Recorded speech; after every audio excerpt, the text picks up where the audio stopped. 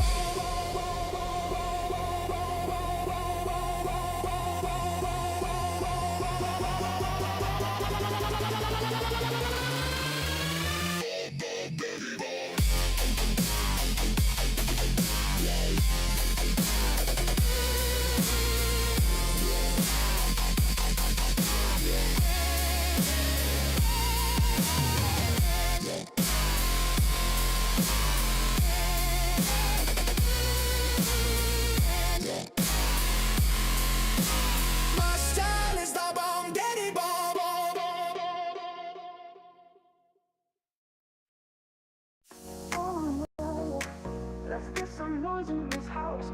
Oh yeah. Let's get some noise in this house. Oh yeah. Let's get some noise in this house. Oh yeah. Let's get some noise in this house. Oh yeah. Let's get some noise in this house. Oh yeah. Let's get some noise in this house. Oh yeah. Let's get some noise in this house. Oh yeah. Let's get some noise in this house.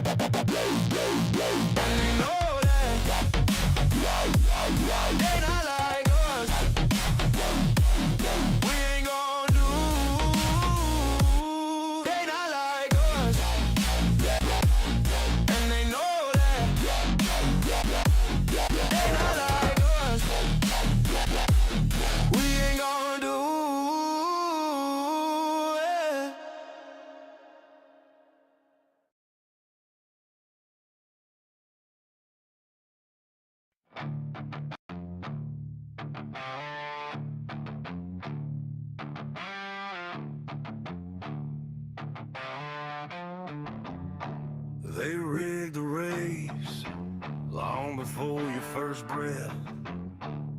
Signed your name in the ledger, made a bet on your death.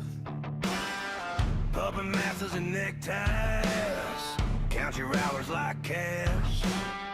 Presidents pushing their pieces while you fade in the ash. Game theory kings in a smoke-filled room, writing out the rules to your ruin. The world ain't chaos, it's their game. Their game. You never learn the script they spin, cause they don't want you to ever win. Flip the fucking board, let it rain, let it rain. Burn it down, burn it down. Burn it down, burn it down. production, too many mouths have been thrown. China rise in the rear view, old empires turn to bone. Same damn cycle, same sharp teeth in a grin. They sell you fate on a pay-per-view, call it virtue, call it sin. Game theory kings in a smoke-filled room, writing out the rules to your ruin. The world ain't chaos, it's their game. Their game. You never learn a script they spin, cause they don't want you to ever win. Flip the fucking board, let it rain, let it rain. Burn it down, burn it down, burn it down, burn it down. You were born in the crossfire, raised on a rerun line, told to choose a side in a cage fight they already fixed on high. But the match don't matter when you torch the ring. Kick the crown off the dealer, hear the chain dog say, hey! Game theory kings in a smoke-filled room, writing out the rules to your ruin.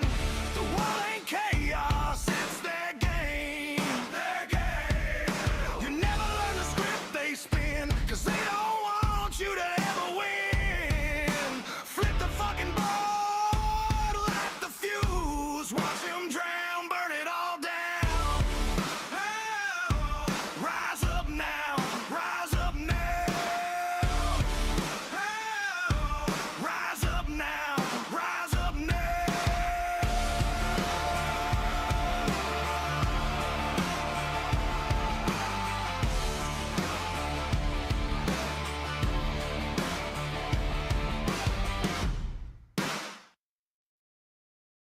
Welcome. This is PackTV. Sit back, relax, and watch how we day trade with statistics. I did it. I'm going up. I'm blowing up. Rappers folding up. That mean they fold. I'm taking off. I'm shaking off. Yeah, it's time to show them how to be the coldest. I'm the same old kid that you always knew. I'm stacking up wins and I'm counting them. These rappers are fakes. I can't none of them, and I'm only getting started. That's the problem, huh? That's the problem, huh? I'm on the up and up. Now I'm coming up. I'm going dumb and done up. And they just running up. It's not a one and done. It's just one of them. And I'm only getting started. That's the problem, huh? That's the problem, huh? Woo. Yeah. Woo. Yeah. Woo. Yeah. Woo.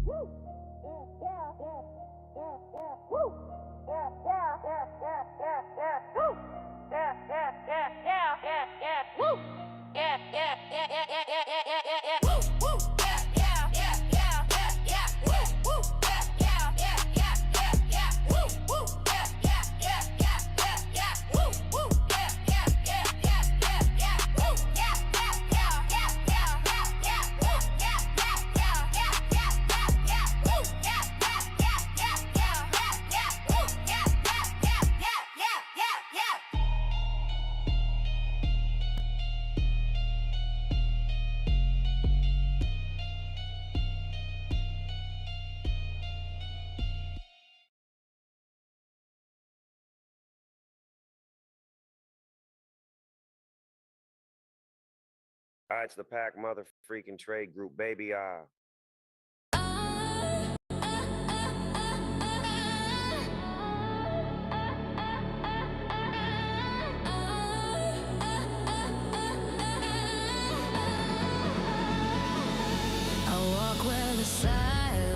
screams through cracks in the broken dreams. This world ain't made for me. Shadows try to drag me down, but I'm the fire in this ghost town. I won't play their symphony. They say no, no, no. I say go, go, go. I'm against the current, running wild.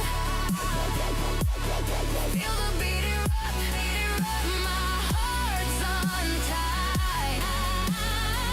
No chains, no cage, no rules to obey. I'm against the current, blaze my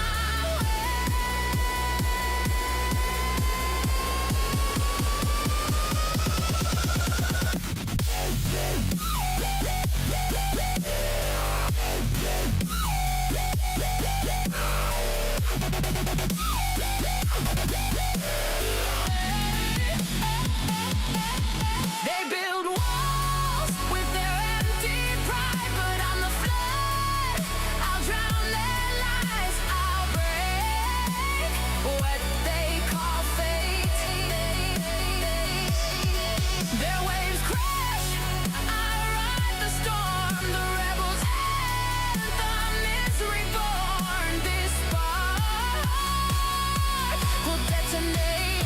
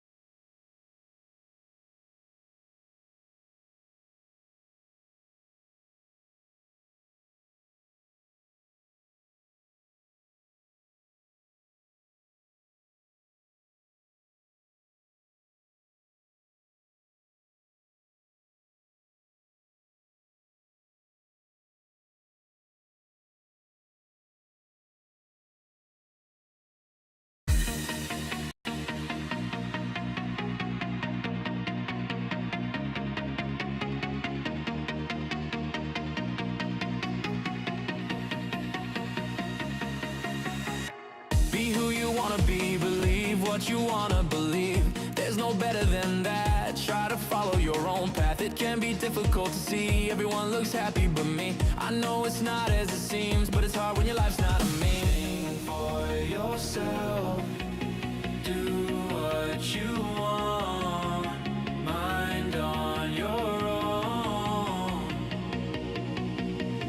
Don't lose your head, I'm sure you got it under control. You're gonna be fine as long as you mind on your own. I'm not the one to say I only wish you the best. Just keep doing what you're doing. I don't mean to be a pest.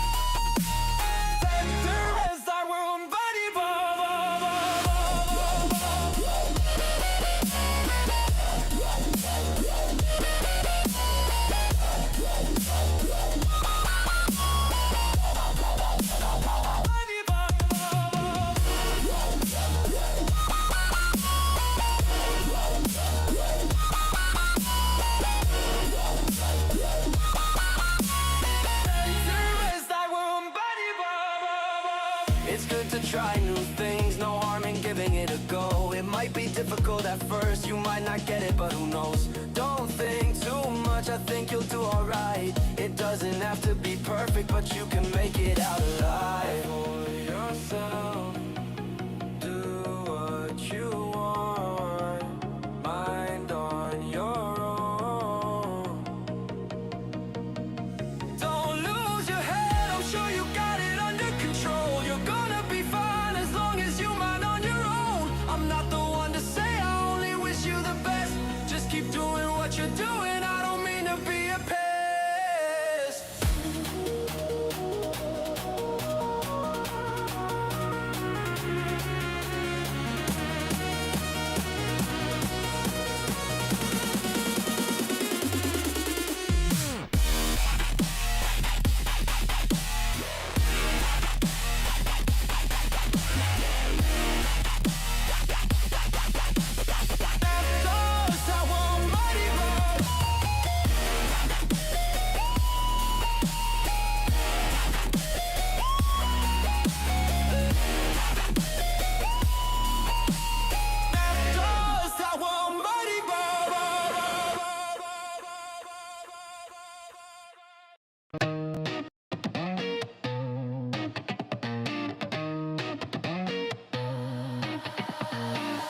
All the people all around me keep telling me how they're feeling, what they're thinking, what they see. Saying all these other people, they do the same. Maybe you should change your ways, you could get a taste. I'm just thinking, don't they know it's overrated what they say, and don't they know it's overrated what they say, and don't they know it's overrated what they say, and don't they know it's overrated what they say, and don't they know it's overrated what they say, and don't they know it's overrated what they say, and don't they know it's overrated what they say, and don't they know it's underrated what they say, and don't they know it's.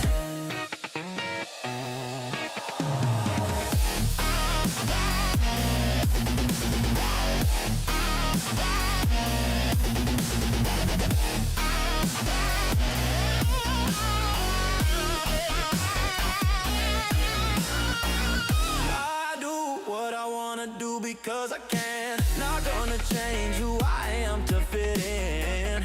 I don't care what other people have to say. They don't know what's in my brain or in my veins. I'm just thinking, don't they know it's overrated what they say, and don't they know it's overrated what they say, and don't they know it's overrated what they say, and don't they know it's overrated what they say, and don't they know it's overrated what they say, and don't they know it's overrated what they say, and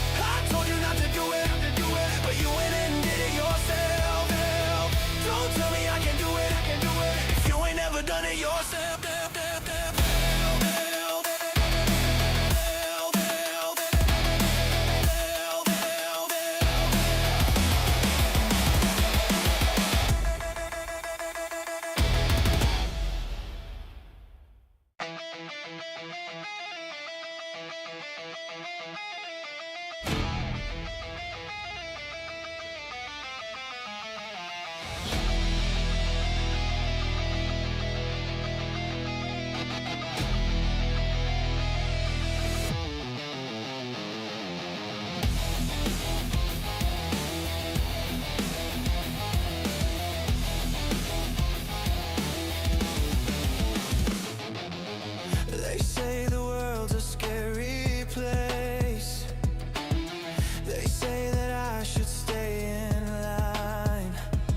But who are they? What do they know? I don't believe a word they say. I don't know.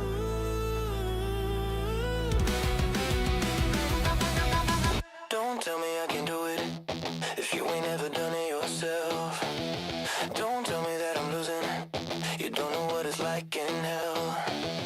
I told you not to do it, but you went and did it yourself.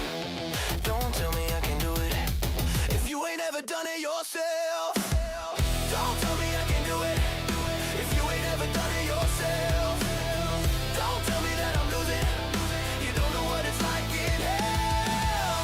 I told you not to do it, but you went and did it yourself. Don't tell me I can do it if you ain't ever done it yourself.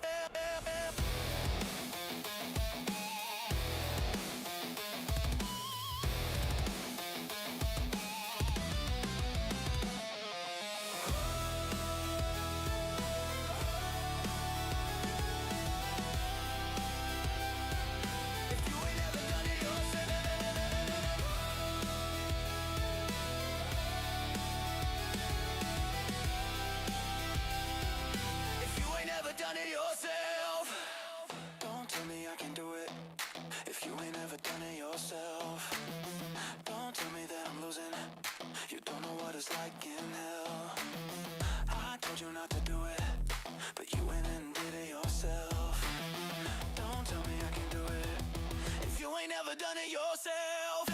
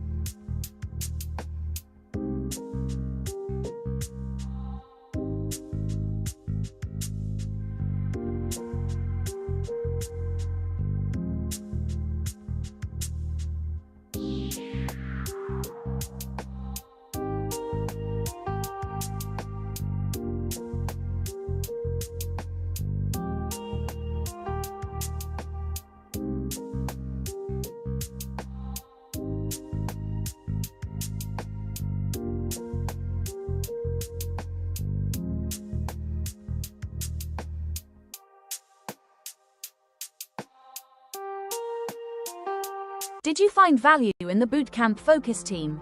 You can find them on X here. Watch them train daily by joining the Bootcamp link in the description.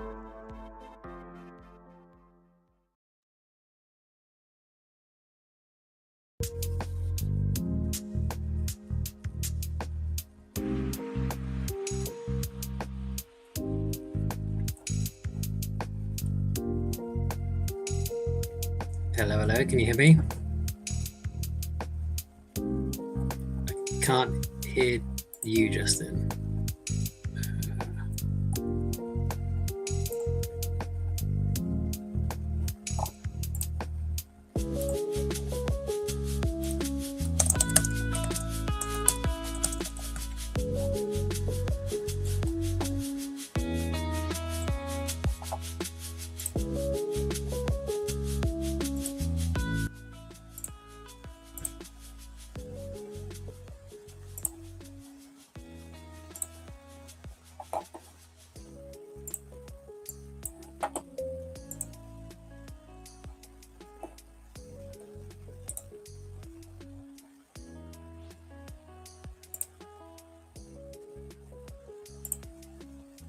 I'm sitting here talking and I'm muted.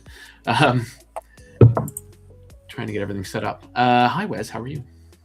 Hello, how are you? Can you hear me? Yes, I can. I need to come that on was here me usually. panicking, thinking it was me, but I couldn't hear you. No, it was me. I wasn't mute. I was muted. And I'm short, so that kind of fits with our soundboard. Nice.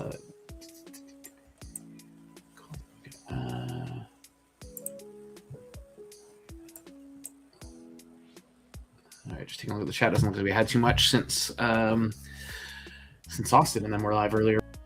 But anyways, so I'm in a short. This is a lunch breaks front run. I'm gonna have to probably come on to these maybe 5 or 10 minutes early because the front run I do take quite religiously-ish when I have an account to trade. I'm trying to get multiple accounts going now, so I did open up this one today. Took a 9:30 trade with it, and so just looking to get the final 300 because the 50Ks are max out at 1,500 a day for consistency rule. If I was watching, I might have taken one of these off with those 2 strike downs in the last 5. Oh no, I just got into it, so we'll leave it. How's Wes doing? Welcome. I'm not too bad. I'm okay. I've kind of made a decision to just focus on the 9:30 at the minute until I've gone through all the new MFE stuff, because I was messing about with it over the weekend. It's a really good. It's just really good, basically. Don't know what else to say. It's an eye opener, I think, for anyone that's had a chance to mess about with it. And obviously, awesome. you know me, so over the last couple of years, my kind of like mindset with I don't know, not being afraid to take trades is the wrong word, but just gagging to get out constantly, and it's kind of showing me you just need to stick to even to bigger contract sizes and just play the variance and play the maths, and it's just been a massive. Well, we've had lots of chats about that, and I was going to ask you to talk about your journey a little bit. We actually have somewhat similar journeys-ish. We've both been here for quite a long time and struggled to be profitable traders. We've gone through runs where we did really, really well, and then only to kind of blow things up or whatever. So I don't know if you wanted to go into that at all as a little intro to who you are in the pack. Yeah, sure. So I think I've been in the pack maybe about a couple of years now, I think, actually. And I was gonna say at least 2, maybe not as long as me, but still a while. Definitely not as long as you were already there. And so I kind of started with the midnight open stuff, and kind of hit and miss for me. That was with that kind of side of it, and I think some of it was just a little bit of impatience, maybe, trying to get that to work, and obviously the DCA side of it, etc. But I think doing the boot camp was a massive kind of eye opener for the start of it. And I think I came from the fact that I used to think that I used to backtest okay, and then I kind of did the boot camp. You're like, nah, you don't do anywhere near what you should be doing for backtesting and being comfortable. And I kind of always found that when I entered a trade, I was uncomfortable in the trade, and that kind of basically told me that, well, if I'm uncomfortable in the trade, I'm doing something wrong. I'm obviously not happy with something, or something isn't isn't right for me. You know, I obviously don't know my I don't know, I guess my targets or my stop losses as I should know them, because every time I was getting in a trade I was almost scared, basically. And this was even with prop accounts. So that was kind of like a big thing I had to kind of get over. And I think that's not to interrupt you, Wes, but I think that's something to pause on for a second, because I think that's a common problem, including for myself for a while. And I think that's something that everybody needs to realize is if you are clicking the button and having any type of fear, anxiety, whatever, A, that's not healthy for you. B, that's showing you that your plan is not, that you're not executing to your plan, or that you don't have a plan that's strong enough to combat your emotions and your feelings. So either of those two things needs to be looked at a little further, I think. Sorry, I just wanted to kind of pause on that for a second, but continue. No, yeah, so kind of doing the boot camp kind of opened my eyes a bit more to that, and that I obviously need to put a lot more work into it, and I was doing a lot of work, but I think probably like most people, right, because you've got a full-time job, you've got kids, you're trying to trade. A lot of people trying to trade on the side. The same here, it's no different. That I don't know, there was kind of like a balance to be had, and I just kind of realized, I think, that I needed to do more than what I was doing. So the boot camp kind of, like I said, kind of opened my eyes to that. My background before that was only kind of crypto and watching a load of ICT videos, basically. So I didn't have any proper prop experience or anything like that. So I did the boot camp. It helped me so much, so far as in just structuring stuff and just to know where we are within the kind of like the high day. I mean, that high day, lower day stuff, I had no clue about any of that. So, you know, everything I kind of do now is all based, especially with the 930, is all based around that. So yeah, it helped those. But what it didn't help me with, and again, this is kind of like the psychology side of it, was not being a dick. And basically, you know, I found myself I could do well for like even like weeks at a time, taking small trades. But what I was kind of doing in those small trades is, even though I knew, for example, I should leave my TP for 0.1 or whatever it was, I wasn't doing that, because as soon as it started to go against me a little bit, I'd want to lock in whatever profit I had. And by doing that, what it also then did is that when I did take the losses were hugely more than what the wins. Monumental. And then then it would spiral. So instead of passing accounts just following my plan, which I probably would have done multiple times, I would cut a trade short multiple times. And then the one time or the two times that I'd take the losses, I'd be close to blowing the account, because I couldn't handle it. It just felt like a blow. Like you come in on a Monday and you take a loss on the Monday. Well, that's wiped out all the previous week already. And so then that would lead me to tilt so much more with the accounts. So it's kind of like stuff I had to work on, and you know, I spoke to Austin, spoke to Mickey as well, and what Austin kind of got me to do, and you know, interrupt me if I'm going off on a tangent here. It was kind of that 1-2 contract idea, which is basically you go in with 2 contracts, you take one off at the 0.1, and then you try and leave the other one to run, and that was kind of one of the first times I kind of felt comfort with going into a trade. Like I wasn't nervous anymore going into a trade. And I could kind of leave that 0.1 and then leave the other one to run, even to say like 0.2, for example, or to a specific, you know, P12 mid, high, low. And just doing that, I helped me pass a 50k account, which I'd never done. I'd done it once before that, but I think that's probably a bit more luck than anything else. But we've had our share of just that, helped me I think, a lot of us. Yeah, it kind of helped me just not be an idiot. And the losses weren't mentally draining, because it would only be, say, a couple of hundred at a time, maybe 300 max for a day. I think the biggest one was $400 for the day, but that's more than manageable, because that was then ended up being just 1 or 2 days worth of wins. And I know you shouldn't see it as a loss and a win, but I think mentally it does affect you. If you've got a $2,000 account, and let's say before you'd take a £600 to £700 loss in a day, well then you're playing catch up for the next like week and a half, the way I was doing it. And so then you chase, and then it'll just compound things and make things worse. So anyway, I guess I go around in circles here, but yeah, it was that kind of stuff, and that really helped. And now I'm finding I have a lot of trust now in the 930, and I'm trying. I still have my moments where I don't leave my trade like I should because I'm only in with 2 contracts still, because I try and run it off 25k account. But it's a lot better than it was, and I've noticed I've passed a few more accounts doing that than what I have done ever before. So yeah, that's kind of it. And like you said, I've traded London and I have done some of the gunship stuff, but I probably haven't looked at it as much as I should. And like I said, going over the MAE and MFE stuff has kind of opened my eyes some more, I think, about. Well, I think one thing we've found, including you and I, is sometimes all it is one move, right? Like right now, my cash flow is coming from the 1800 big time, and then any extra counts I'm playing with, like this one, is coming again from the 930 or the magic hour. But in the most part, you can choose just one of those and cash flow pretty well over time if you are staying within your plan. And like you said, I mean, you can have small wins, but you have to balance that out with small losses or somewhere else in there. And what we're doing, and again, I think what a lot of people do, is because of your fear, you were just ticking away at these small wins, which was great over time until you hit your day of loss. And so you balance that out a little bit by lowering your losses, which usually it's somewhere in there that you have to kind of fix things to help yourself keep growing and not just keep blowing over time. And mine was a little different. I think I was a little bit more heavier with my trades, and so I'd go 2 or 3 days of really good profits, but then my one loss would blow the account, because I'd make, I mean, hell, even with the account that I have right now that I'm posting the pack lockout, I just built a really nice buffer in there, which has made me far more comfortable than I've been in a while.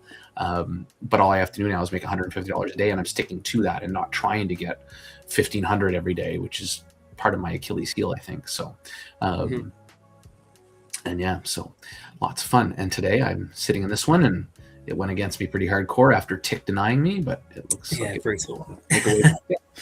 And I'm just chilling, chatting with you, which is good. Yeah, that's nice. And yeah, and you know, I'm not there yet at all. Like I haven't had a payout, for example, and this is what I've got my live account, couple of live accounts now that I'm working on. I'm just trying to stick to the plan as much as I can, and just. Are you finding you're able to leave runners now, or are you still struggling with that part? So it kind of depends. Yeah, it depends. I found using a live account has brought back a couple of bad habits again. I can see that. Evals not so much anymore, but the live accounts I've got, I've definitely, like today, for example, I went back to an old habit of closing the trade. When we went short, I basically only took 0.1 from it rather than just the one off and then leaving the other, because it got into my head a little bit. So like I said, still stuff to work on. Yeah, it's just the journey. When right? you got too fun, can see. I mean, I think that's something we all. Yeah. Yeah. And as you know, I still said that. Yeah. Yeah, no. I was saying, I think, as you know, when I turn up in your DMs and stuff, I think Dale probably the same. That I do have the day still where, it's mentally it's hard work. Let's just say that. And I think some of that comes from just losing these accounts when it's like you're desperate not to. But again, kind of seeing the MAE, MFE stuff, it's like you've almost got to play the maths and just got to suck it up, basically. Well, it gives you so much confidence. Like my other trade there in a second, but or this one. There's some new data even that on the gunship for the pack group, and it's pretty epic, some of the data in there and how it can give you a little bit more confidence in your trade. Like even for here, there's now percentages put on there for the session, and for Monday specifically, I can see that this one is a little bit of a rougher trade, whether it's going to hit the breakout, which it hasn't broken out yet. And that's the thing with lunch break, is it doesn't break out very often. It's just a front run, but which actually would be neat. I have to see if we can make a table for that. Sometimes I play around with some things myself, but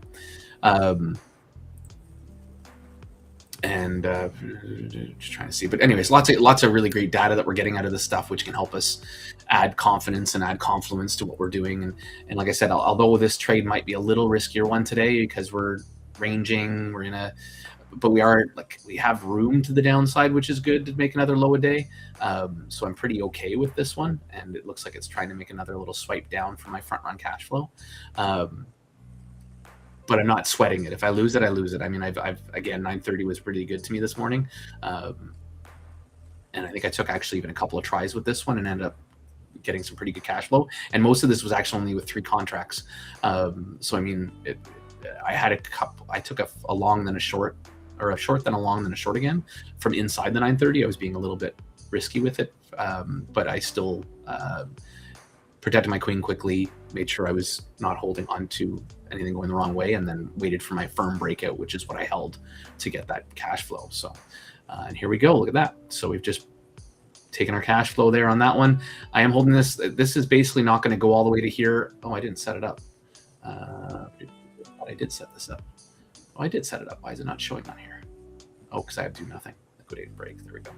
So what this will do is it'll stop me trading at 1500, because the max you can make with is you have to pass these in 2 days, and the max you can make is 1500 each day. So I've got that loaded in there. I will kind of break even this one because it won't even go to here. It's going to go like I'm actually almost there. Another 150 away. Yeah. Anyways, I don't even need this here. It's either going to close with my account hitting max profit for the day or not. So this is a neat opportunity, guys. So if you have any questions, please come on in. So Wes is, like I said, he's a seasoned pack trader. He came in before the boot camp was even created. Like myself, found a boatload of value over the boot camp and has been through a couple of iterations of it. Have you done the new automated one at all, or are you still? I think I'm on the first or second week because I wanted to go through it again, just as because again, that's kind of like the other thing, right? No matter how many times, because I've been through one properly, but the rest I've kind of always watched the re-engineerings or the Gotcha. When Mick used to do the early shows as well, we used to try and sit as kind of same. And I started going through this one, and I definitely want to complete it, just because again, each way we've done it, there's been different aha moments. There's been different ways. Like everybody learns differently, so there's been different ways you can kind of digest the content in a better way. Plus, we keep evolving the content too, right? And even the way we're teaching it has evolved over the last little while. So again, I want to go through it freshly again, like you are, which is awesome. So yeah, exactly the same. And I think every time, like no matter how many times I've watched engineering, right? So I know, and this is what's funny, because when you come to a chart to put trades, sometimes your mind kind of goes a bit more blank, whereas when you're listening to stuff for re-engineering, you're like, yeah, I know that, I can do that, I can kind of see that. But I did notice that every time there's always something you might have missed that maybe Mickey explains slightly differently somehow, and then it will trigger me like, yeah, that's a good point, or I missed that last time. So you know, I'd recommend that anyone who has been through it, just go through it.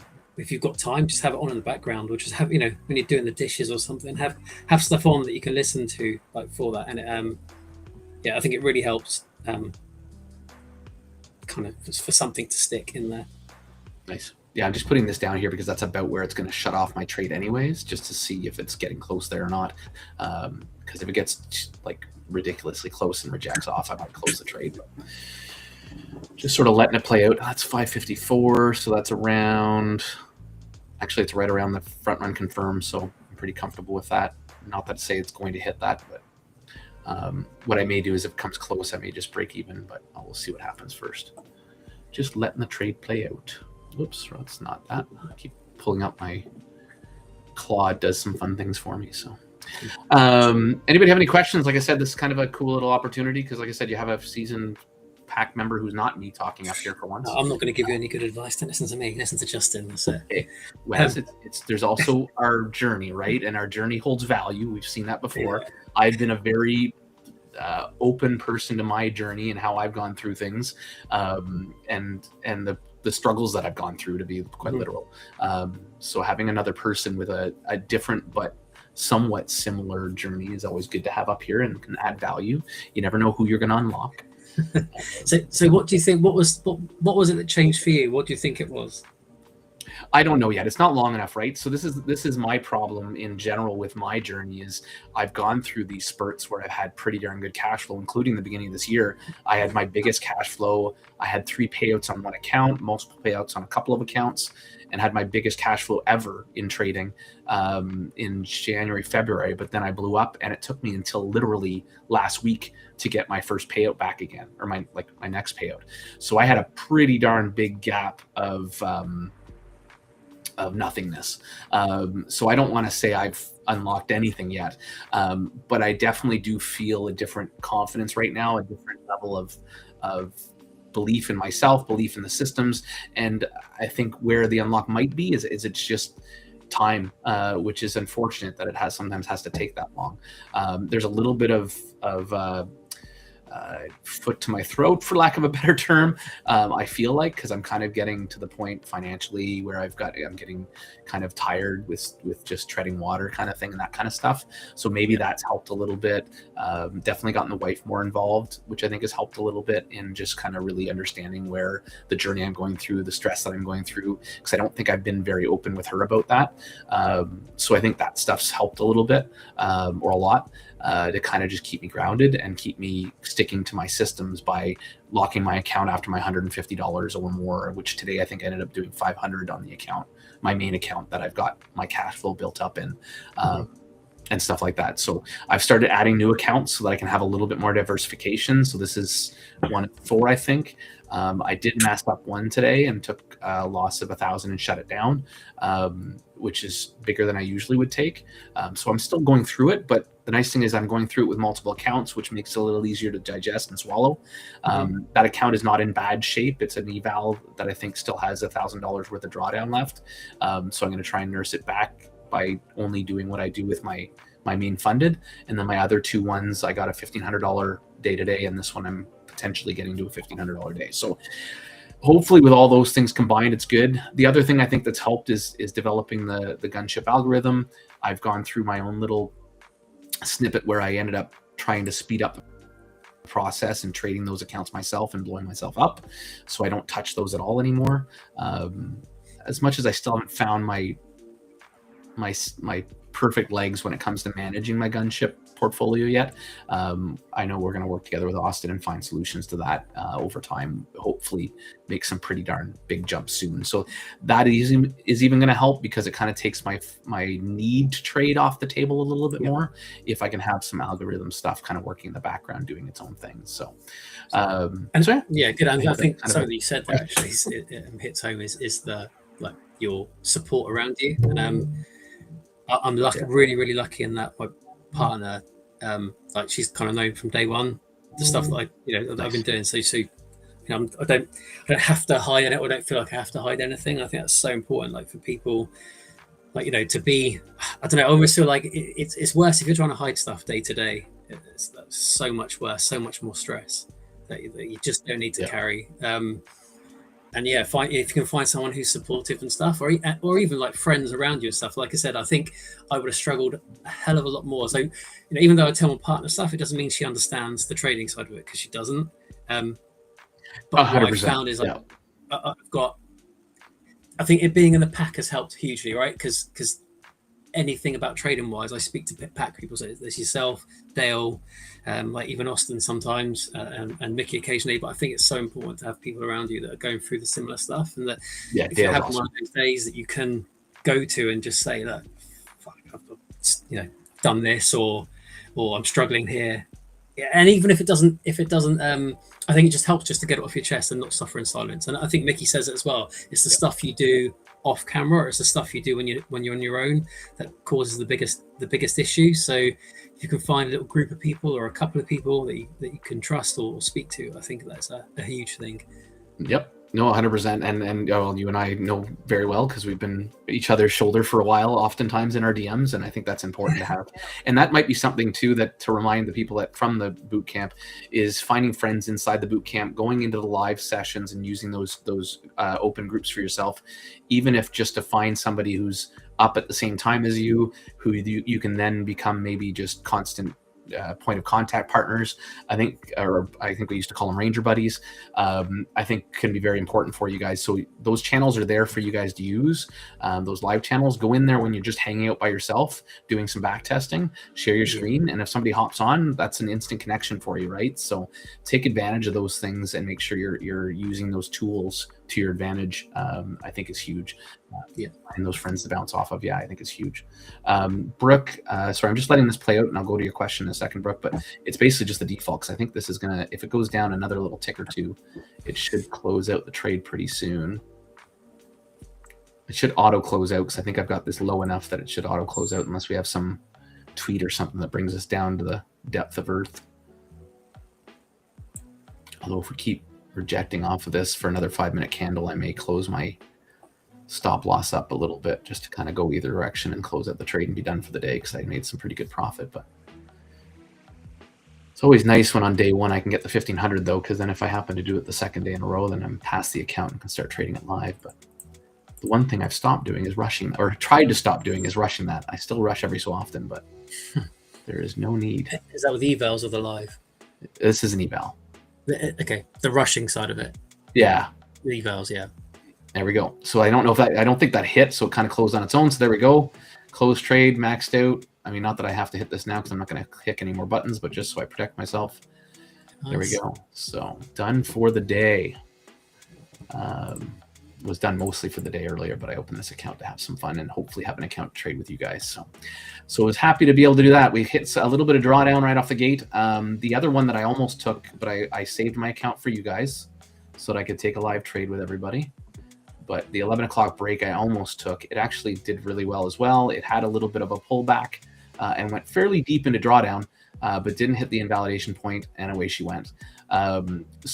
And the reason why mine probably looked pretty clean, Brooke, is because we actually didn't get a breakout, so it didn't throw this other stuff in here. But in the most part, it's literally just the default. So there's really nothing for me to post in the Discord for you. This setup that I'm using right now, I haven't touched a thing. So if you've played with things, you can probably just go in here and go into settings and just go default or reset settings, whatever. And that's all I'm playing with right now. I do want to take a peek, because it seems like he's removed the ability to take off these two menus. The other big menus he got rid of, which I think was a good thing. Notes title playbook. Let's play around. I haven't played around with the new updates that too much. He actually, no, it's not Gunship Lite. It's the Gunship, the Pack Trading Group Gunship. So he's updated it and put in some of the stuff he put into the Lite. He's added it to this one, which is great. This is what we needed, and it's like I said, it's very simple to read, and it's super easy to follow, I think, in my opinion. And it gives you some really good stats to work with when you're choosing to enter the trade to help you manage the size of your trade, whether you want to go a little heavier or go a little lighter. I think there's some great tools in here to play around with that. So I'll show this off every day during our focus sessions, or every Monday during our focus sessions. So this final copy is the one you get if you join the pack. There is a light version of it that you get to play with whenever you're going through boot camp when you get to week 8. And for all pack members, that light version's been unlocked anyways, but I think this is kind of the best of both worlds. I do want to see the ability maybe to remove the boxes just to clean it up a little bit, because really these breakout cash flows, front run cash flows, median MFE, maximum MFE, I don't need the boxes anymore, because I played with these enough. So I'm going to see if I can remove those, or if Austin can add that in. But yeah. So really, I mean, I can't complain. Yeah, like I said, I had one account that went and hit 1K drawdown. I should have only let it hit 500. But other than that, pretty stellar day, and I can't complain. So I'm looking forward to the day that I can have 5 funded accounts. I mean, I don't really need to go further than that, but I probably will try to once I get to that point and use copy traders maybe to play around with them. But this has been a journey that I have not gotten to that far with, and looking forward to hopefully doing that soon. And looks like we might even still hit the MFE as well. So we'll have a breakout if it hits this point right here, and then we'll see how much further down we could potentially go. But we've traced this fairly decent sized move, so I wouldn't be wanting to hold on for too much more. No matter what, I'd cash flow at another tap at the low a day, which is 228 points, so pretty significant move. And I'd suggest being kind of done at that point, even if we hit that. But for me, I'm happy to be done with the trade, and that was with three micros, taking one off at front run cash flow right here. So pretty sweet. Oh, this is on the 11 o'clock break still. Sorry, my guys, which is just closed down. Let's go back to the lunch break. lunch break's always nice and clean because it usually doesn't hit the breakout till later. But yeah, so there we go. A couple of lines there of data, and there's our average. So lots of room, but I'd be careful today with anything more because we've moved so much, and we've basically created, I think, a range. What am I doing? That's not what I wanted. Wrong button. Yeah, we're basically potentially going to range, but so yeah.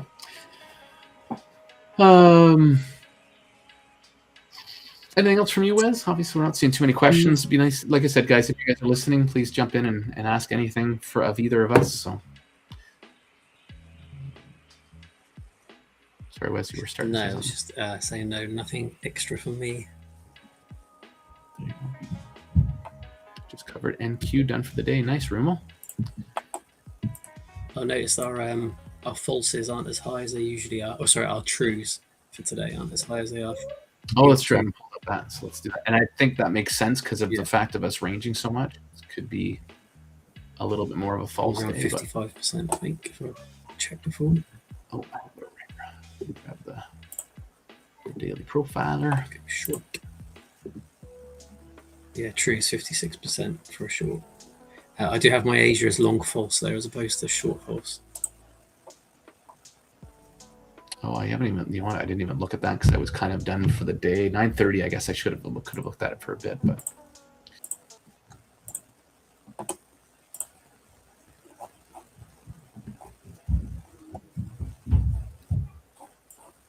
Ooh, I can reactivate a funded account for $5 million.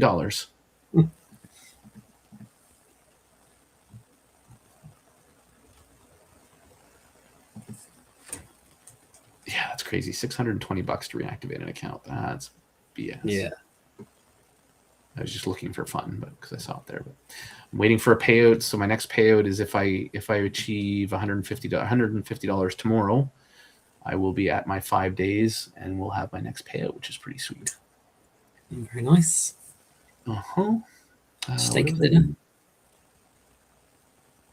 There's a reason why I came in here and now I can't. Oh yeah, I'm going to the daily profiler. Why am I over here? I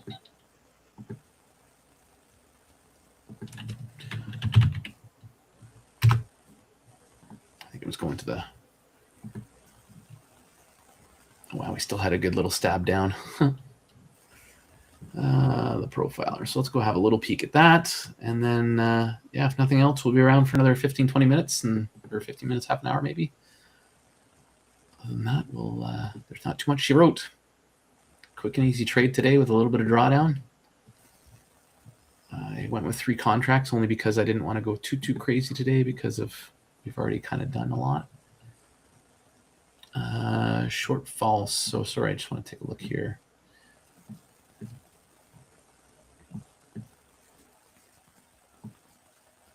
Oh yeah, the short false because it wasn't even it was a full. It did close 2 1-minute candles, but that was it. Yeah, that's pretty. Whereas this was far more definitive and put in a high. Yeah. So you did long false? Yeah, that makes sense to me.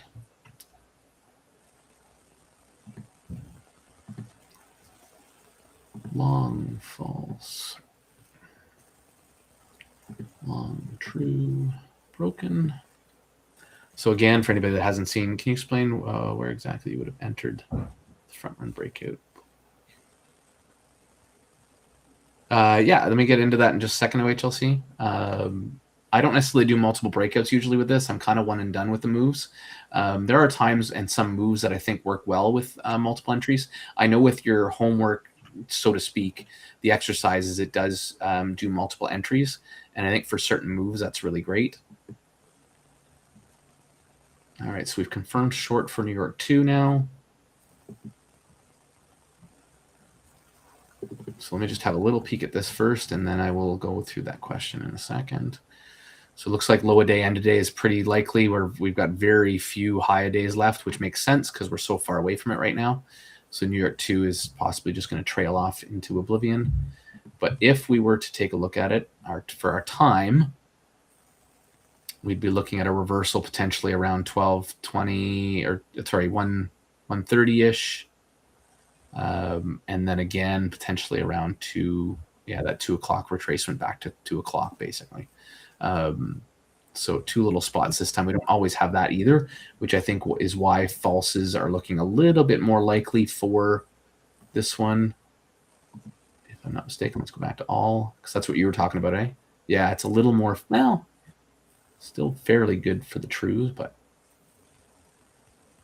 yeah, so. Usually I expect to see like 60% and higher. So It's true. Yeah, it's more, for sure. Yeah. Oh, look at that. All right, we got a new low a day. Damn. Oh, we're actually going to hit breakout cash flow as well pretty quickly, potentially. And there's some more data now to work with. So if we were to bleed off into oblivion, then we could hit as far as here. Median and max NFTs are pretty close. That's crazy. All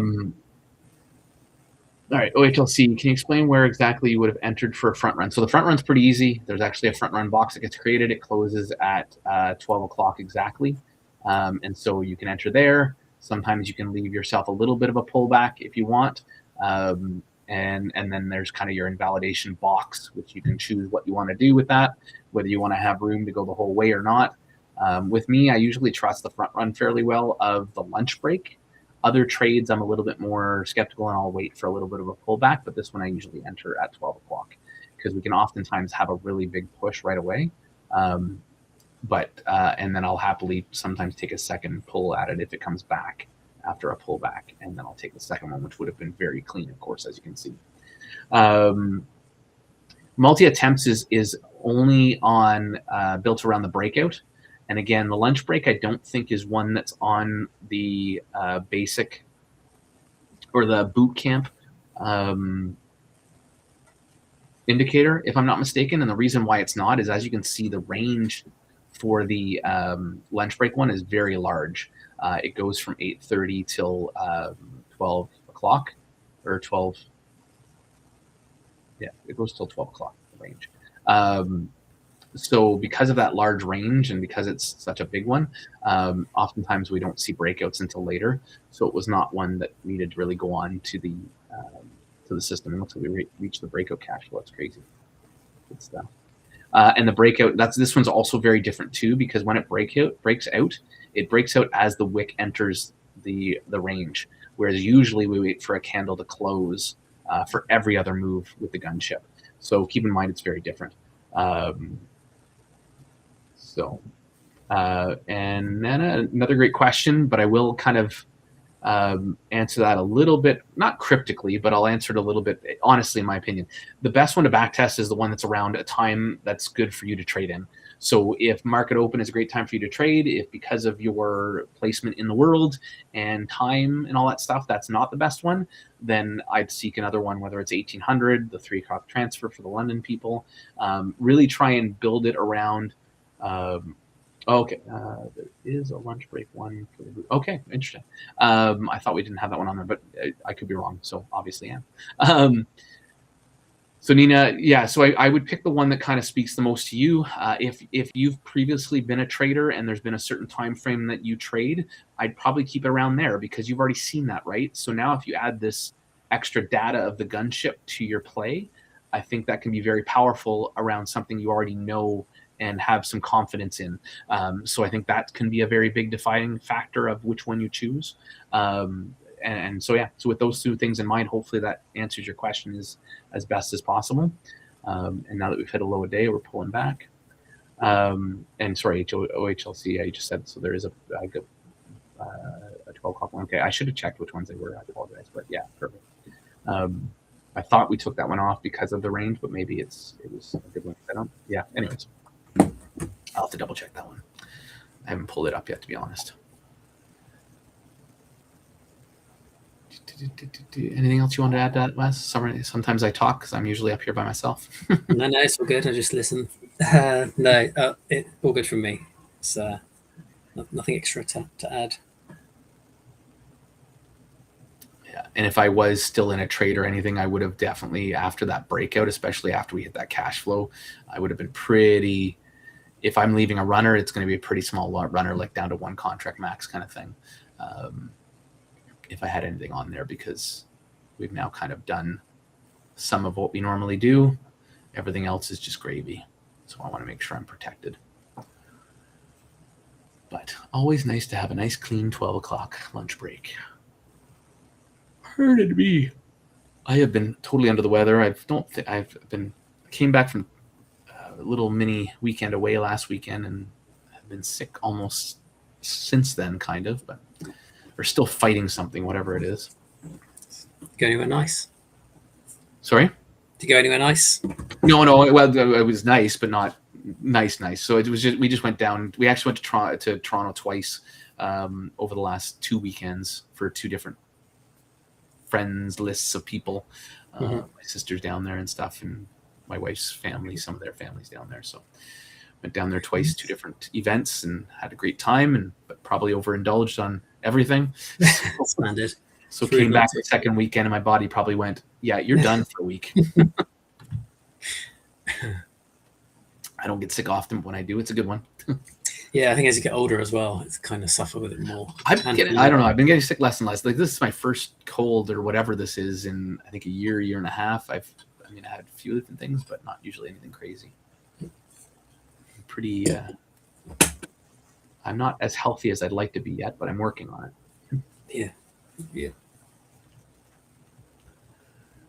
Any other questions, guys? Anything else you want to go over? But other than that, a pretty banger day. I think the guys in the morning had some success. I think Austin missed something because there was a big news scandal or something crazy that happened this morning to him. But I think all in all, everybody's done all right today, and which is unusual for a lot of people, right? Like this kind of day when we're ranging and have such volatility, because we're still moving.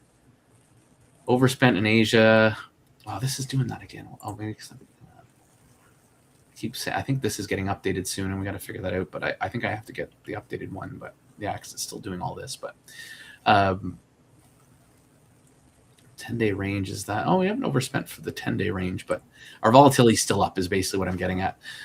So these can be pretty scary moves if you're in them, especially when you're getting rejected sometimes as you're entering the trade or whatever. But 930 was a really nice short though. But then yes, it was.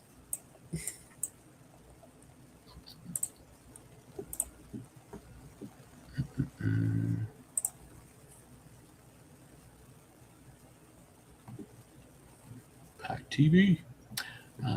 But as you can see, we're making some pretty decisive action back. So it'll be interesting to see what we do today. If I had to put a gun in my head and make a decision, I think we're going to head back to 930 one more time. But that said, because we hit a new low, it could be just a pullback again and then back to new lows, pullback, back to new lows. So I wouldn't, like I said, I'm glad to be out. I don't really want to do too much more trading now, especially now that the lunch break was so clean. So. We'll stick around for a few minutes just to see if this is a pullback or if it's a retracement back to 930. We probably won't follow it any further than the next 10-15 minutes, and then leave you guys to it. What time is it out your way? 5:45 in the evening.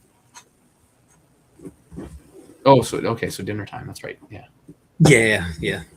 Always find it a bit more difficult to trade, like come kind of 5-6 o'clock. Yeah. So, but all good. Other house done the gymnastics drop off today, so there you go. don't have to worry about that. My little one has done gymnastics. They take a break during the summer, so. No, they are. Ours are like all year round, apart from Christmas. We can do it all year round, but it does get a little lighter in there, so we decide to pull them out. We might do a couple of one-on-ones. So. Yeah, nice. No one sees my comments anyway. I'm gonna go check that for you. Yep. Nope. No comments from you. You got shadow banned or something. I can still show them off. So if you want to say something, I can put it on the screen, Shag. OHLC, thanks for hanging out. Thanks for a couple of questions. Appreciate that. Appreciate people that keep the conversation going. Shag, if you put something up now, I'll put it up on the screen. Just make sure it's cleanish. That way it will be still on there. They can't shadow ban you for things that I put on the screen. I see it on here, Shag. Like I can do this and put it on the screen, But I told you I only see it on Restream. It's not actually on YouTube. It's weird. What did you do, Shag? Like, go to you, Wes, do it for me now if you don't mind, so it's not just me seeing it. Go to the live stream, the actual stream. You can just mute it or whatever, and see if you see a comment. Yeah, 1 sec. All right.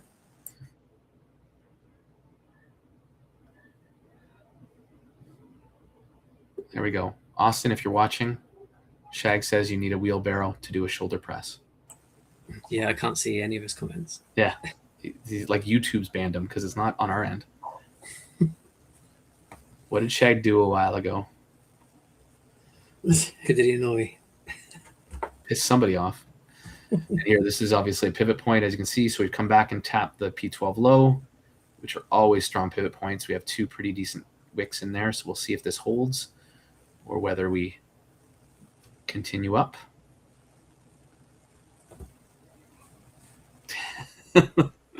And Mickey's laughing his ass off, as I am also doing internally.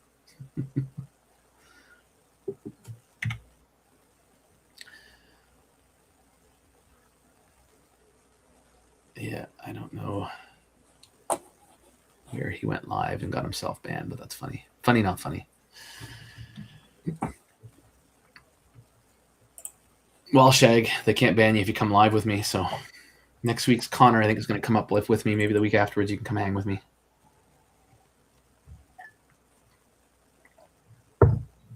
Show everybody what you're all about before you go 1800 live YouTube when we get you, when you have a few more reps in on the Discord live. So anybody who is joining us, I'm reaching out to them. Perfect. Anybody else who is joining us that hasn't taken the boot camp, hasn't done any of this stuff, doesn't know what we're all about, there's a QR code up at the top or a link in the bio, or join our Discord, and the links are all there. Boot camp's $100 for 3 months. Gets you some pretty hardcore learning. And any bargain, to be honest. Sorry? It's a bargain, to be honest. not to upsell, but that is that's nothing. Oh, I agree. Yeah. It's such a low barrier to entry, but that's the way we want it, right? It helps the still get in here. Unfortunately, I think it hinders our ability to sell it off to people, because some people want to spend lots of money to get trained and think that they need to spend $2,000 to learn what we teach here. Which I mean, if people want that, I can give them that and show them where to lose money at, for sure. Because we've all done it at other places, and we're like, what the fuck is going on? Oh, exactly. It's crazy. So links there. If you guys have any questions, want to reach out to anybody, please do. But we're happy to have chats about it. But it's just such a different way of going about this compared to anything out there. And so we'd like to get it out to as many people as we can, because it's a great value. So look at this. We are coming down. So we're going to hit another low a day and keep tapping that for the rest of the afternoon. That would be what the daily profiler tells us.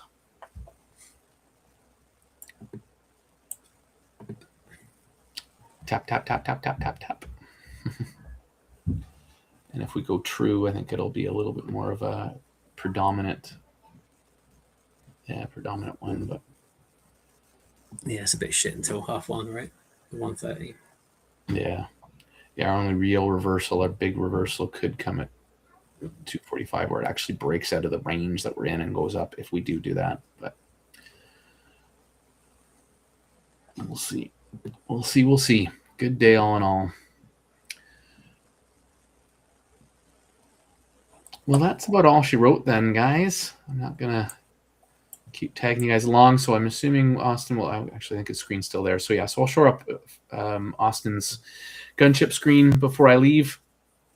Like I said, if anybody has anything, please reach out to us.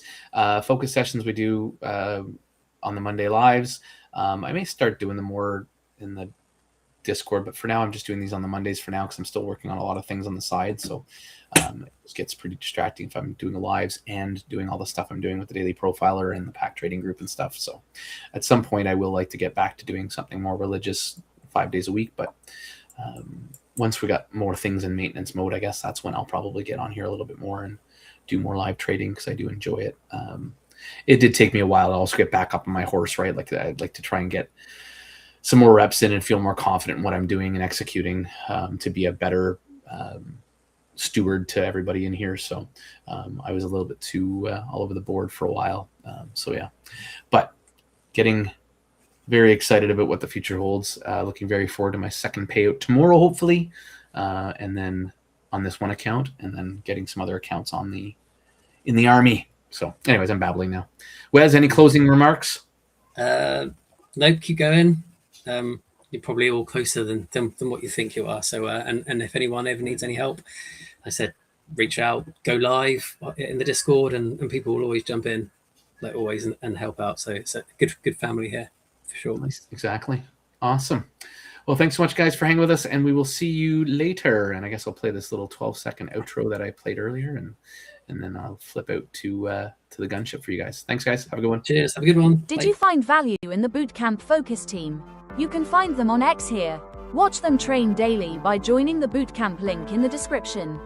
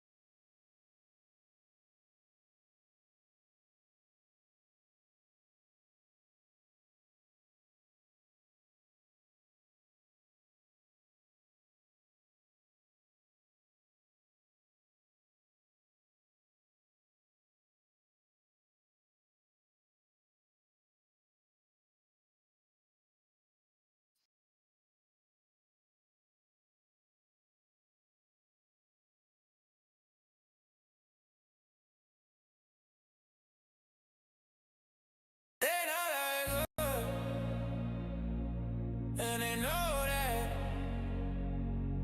they not like us. We ain't gon' do it. The only thing that can stop me is me. If you're doing this for the women, you losing. Do this shit for yourself. I do this shit for myself.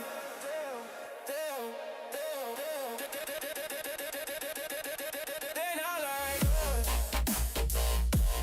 and they know that. They not like us. We ain't gon' do. They not like us, and they know that. They not like us. We ain't gon' do it.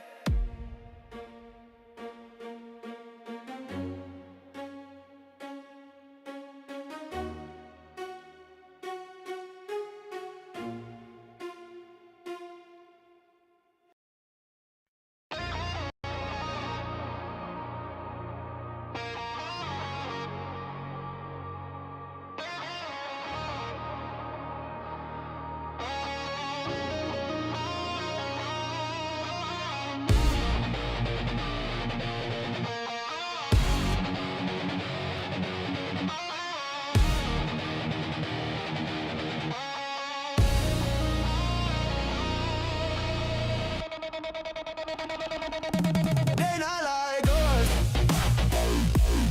and they know that. They not like us. We ain't gon' do it. The only thing that can stop me is me. If you're doing this for the women, you're losing. Do this shit for yourself. I do this shit for myself. They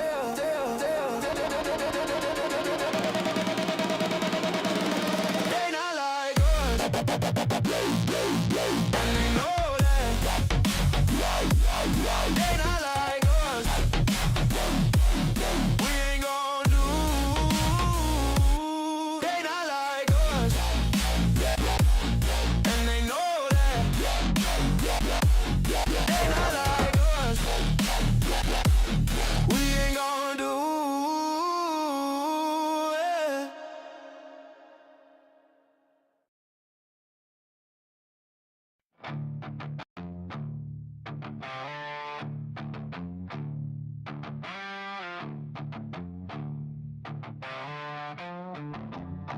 They rigged the race long before your first breath. Signed your name in the ledger, made a bet on your death. Puppet masters and neckties, count your hours like cash. Presidents pushing their pieces while you fade in the ash. Game theory kings in a smoke-filled room, writing out the rules to your ruin. The world ain't chaos, it's their game. Their game. You never learn a script they spin, cause they don't want you to ever win. Flip the fucking board, let it rain, let it rain. Burn it down, burn it down. Burn it down, burn it down. A lead over production, too many miles have been thrown. China rise in the rear view, old empires turn to bone. Same damn cycle, same sharp teeth in a grin. They sell you fate on a pay-per-view, call it virtue, call it sin. Game theory kings in a smoke-filled room, writing out the rules to your ruin. The world ain't chaos, it's their game. Their game. You never learn a script they spin, cause they don't want you to ever win. Flip the fucking board, let it rain, let it rain. Burn it down, burn it down, burn it down.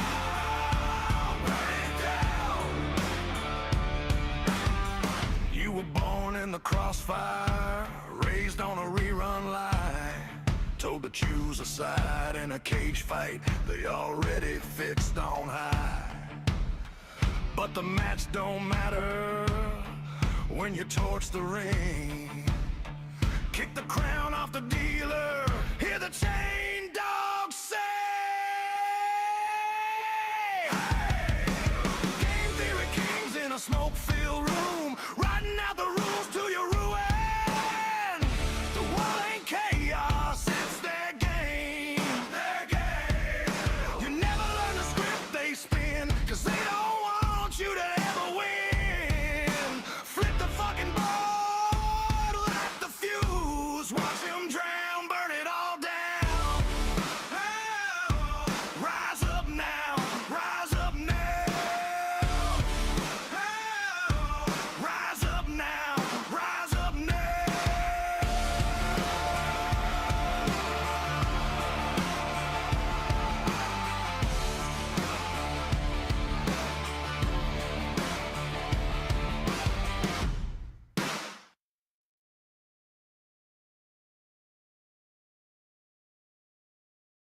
Welcome, this is PackTV. This is re-engineering time on PackTV.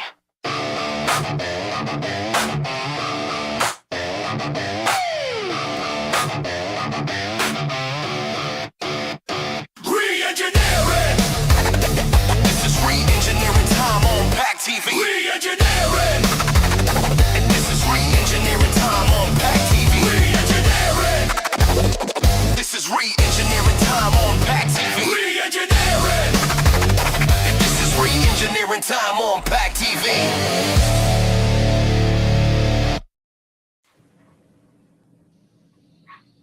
Good afternoon, ladies and gentlemen. What's up, dude? Not much, not much. So first and foremost, to the 21 people listening, you might be thinking that there's a shortcut when you join our boot camp, and there's a shortcut when you join the pack, and probabilities give you a shortcut. The only shortcut that you get in life is the ones that you take advantage of, right? And yes, the shortcut is cool. I don't have to collect probabilities, nor do them. But there's no shortcut to having the experience to pressing the button and managing your plan in the markets. So throughout the rest of the week, I want you to write your plan down, all the way down to the position size, where your stop's going to go, where your entry's going to go, and just do it. And don't break it. How's your day? Absolutely beautiful, bro. And honestly, speaking of just that, we wrote this morning. This morning. Look at this. Repeatable systems. We drew right here. Our systems that you guys learned literally in the boot camp. Absolutely. Manage risk. And you know what I realized on the re-engineering intro just now? That dude on the bottom, I highly recommend everybody to go back like real quick, 10 to 15 seconds into the intro. That dude on the bottom looks just like Dr. Oz. Could be. Could be. Maybe he's in the boot camp. I don't know. OHLCs, you had a question, and that question was, can you explain where exactly we would enter for the front run, breakout, pullback? Did somebody get to that? And what does a multi-attempt mean exactly? If you're in here, let me know if they got to that. Pocket, did you get to that? Yeah, that was during lunch break or focus session. Okay, cool. I guess we can start our re-engineering. All right, let's get it. So when you start our re-engineering, what do I suggest the back test? I'll let you answer that while I get set up. Because I don't. That was also during focus session. Okay. All right. So we start by re-engineering the probabilities of tomorrow in Asia. I know it's wacky, right? Pretty wacky, pretty dumb. I agree. But I'm going to do this for the Asia and London-based traders, mostly the Asia-based traders, right? So we use candle science to put probabilities. And the reason I do it in the beginning, because I'll get to yabbering and I won't do it. And I can pawn off the re-engineering to the individual user, but what I don't like doing is pawning off the candle signs for overnight and Asia's off to the individual user, because I know you guys are still learning that. So we're going to use today's price, this red daily candle that we're currently on, and we're going to use Friday to put probabilities on tomorrow in relationship to this high and this low. And if we keep making a low, I'll just keep shifting this down, right? So we're going to come into candle science. My bad. I meant to ask you if you had any announcements. You got any announcements? No, man. Okay, cool. Me neither. So we're going to come into our candle science, which is our platform that's specifically designed for open, high, low, close candle patterns, right? We can go all the way 6. We can go to any time frame, right? But we use it on the daily.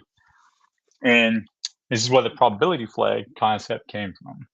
All right, so we know that Friday was a green candle. We're going to put green, and we know today is red. And unless we magically do it, which we most likely cannot do it, we took out yesterday's low or Friday's low, right?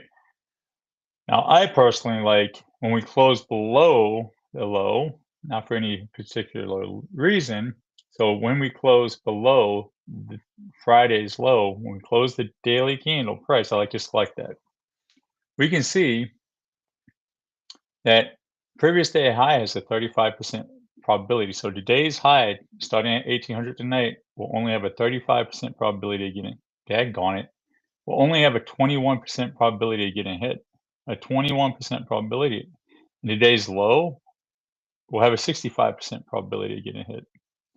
All right, so we're going to come over here and we're going to say, hey, this now has a 65% probability, and this right here has a 21% probability. All right, and so if,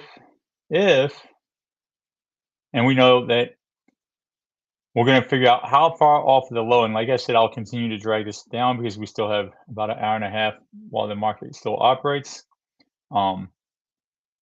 Talk about front running a system.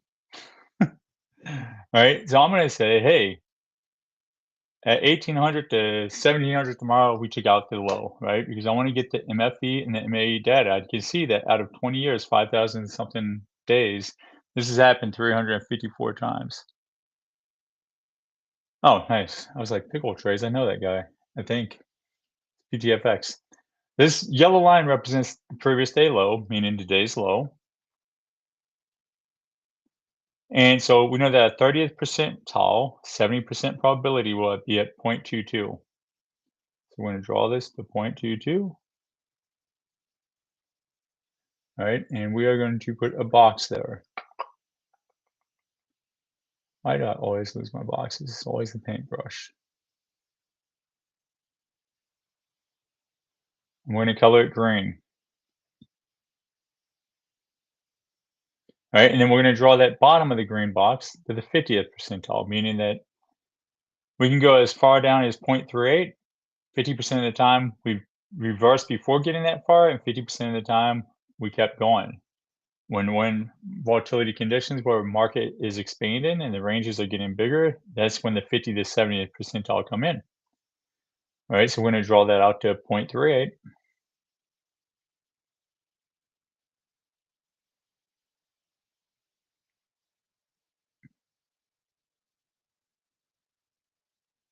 Right there. All right, and then we're going to get our 70th percentile, 30% probability, which is right here off a previous day low. 63 basis points, meaning 70% of the data reversed before hitting that, and 30% kept going. And when market volatility is expanding, we expect this to get hit. When it's contracting, we don't. Damn it, I didn't look at the number. 63.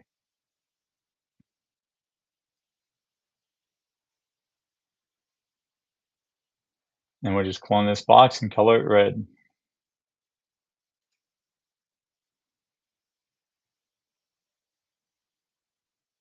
It's like art class. Right, so we can see that this humongous wick that Wednesday gave us and below NFP Friday, right? feeds into realistic reversal probability for overnight and tomorrow, right? So we're going to keep our eye on that.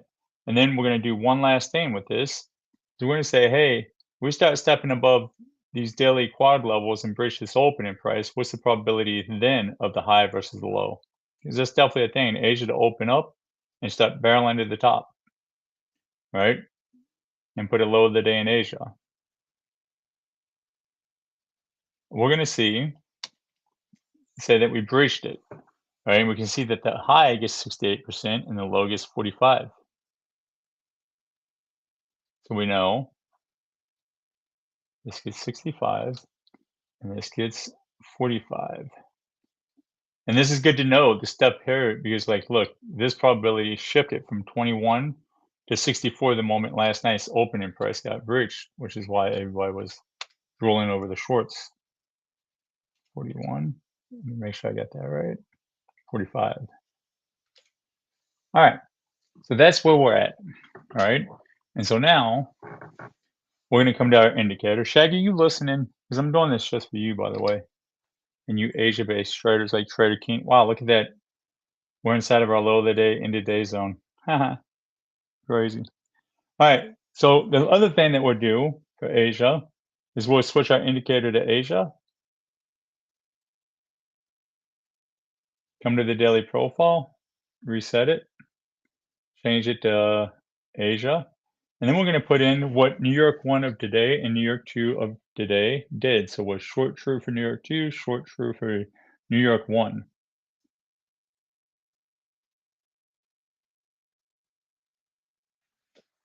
And so right now, and we can see in Asia, right,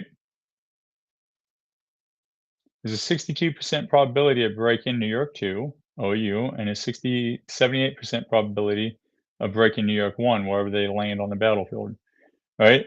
There's a 55 over 40 for a long versus a short, which is why I said on the daily candle science, pay attention to these quad levels in the 1800. We could just very easily put a low for Asia in tonight. All right, so now we've got that. And so now we know we're going to war game real quick. We're not going to spend too much time on this. We're going to say, hey, if we go long in out of Asia, and Gunship gives us longs, and Asia daily profile gives us long, what the probability of continuation is going to be. And we select the long right here. And we can see that there's a 65% probability of true. There's a 34% probability of false. So if we go with the highest probability, if we break out of Asia, we can expect, now look at this. Look at this price model, right? What do we understand? What do we see about the price model? It doesn't necessarily, it goes long later than usual, right? It goes long around the 1930 to the 2000.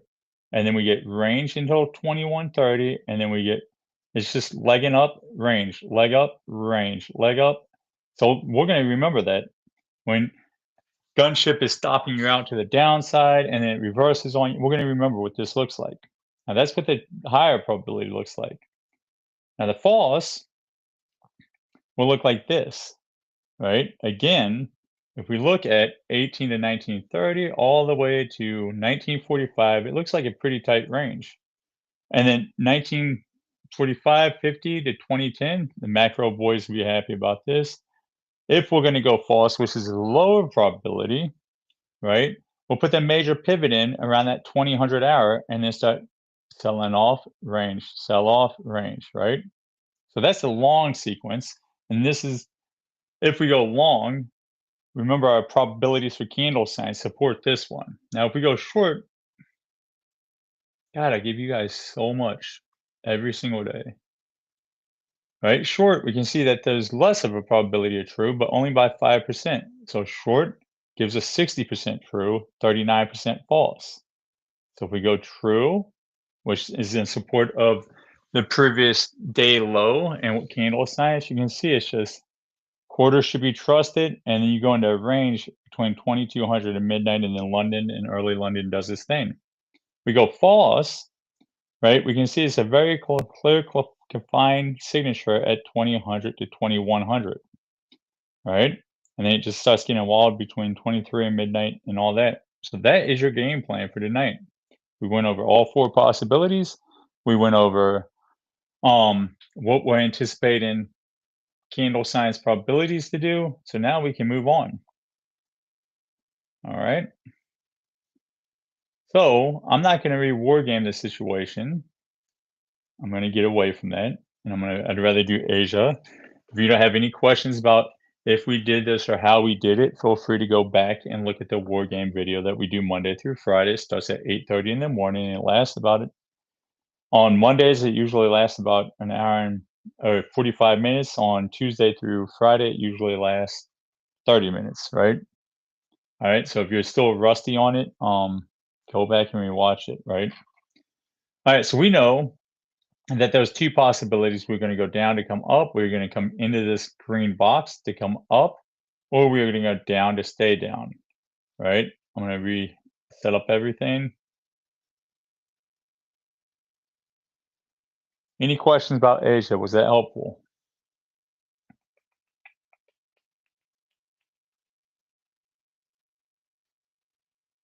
I'm ready for a nap.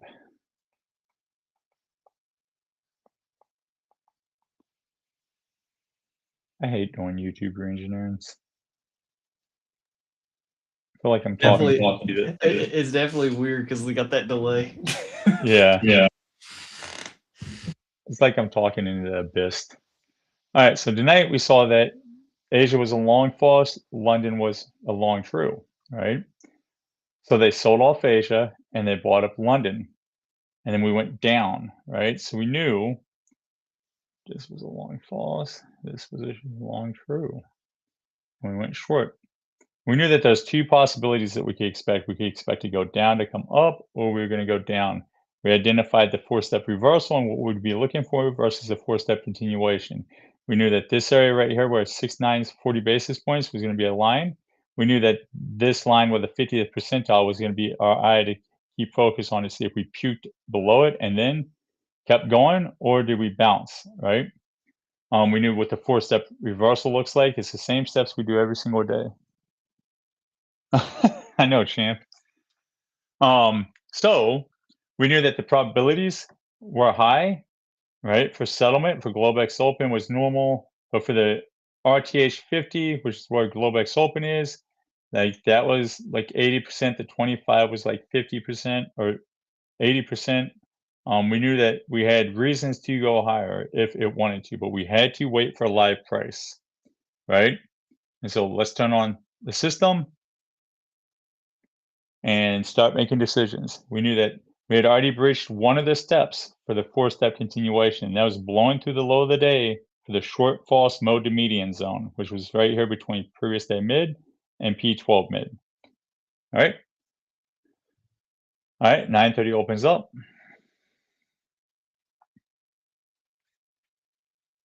And we knew that we were going to use gunship to kind of help guide our hands. We know that daily profile, candle science, think of that as out of stat conditional based probabilities. Think of what the gunship, MFE and MAE is in stat, local market and volatility conditions. And you're lining up the left screen with the right screen, out of stat with in stat data. All right. I'm trying to get you guys to think about this. So you don't have to think so robotic and you can be dynamic with the market, because that's what the market is. It's dynamic. If it was linear, nobody would have a job. They all would have cracked the stock market. All right, so 9:30 opens up. We start selling. First 5-minute candle, right? Engulfing up. I need to turn my gunship on. There we go. We know that the front run trader should have got signal short right here, right? And they should have been paying attention to where they were going to take sellers from, right? Because it got triggered, right? So we know. All right, so let's go into this real quick, right? And this is more for people in the boot camp and the pack trade group than the free side, right? We've got this box, and this box below us, right? Because we're taking shorts, where should our first cash flow be? Should be this box this box, the middle one, the top, the middle, or the bottom?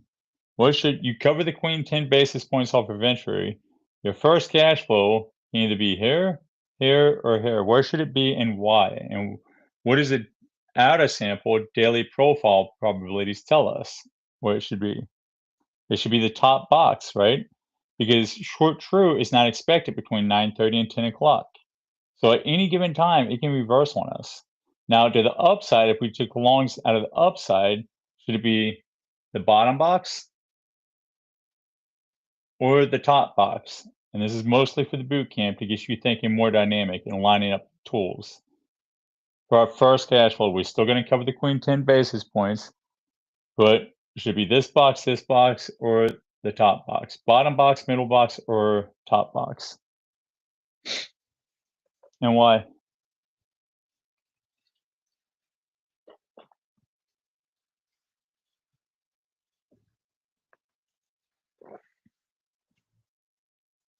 I'll give you guys some time.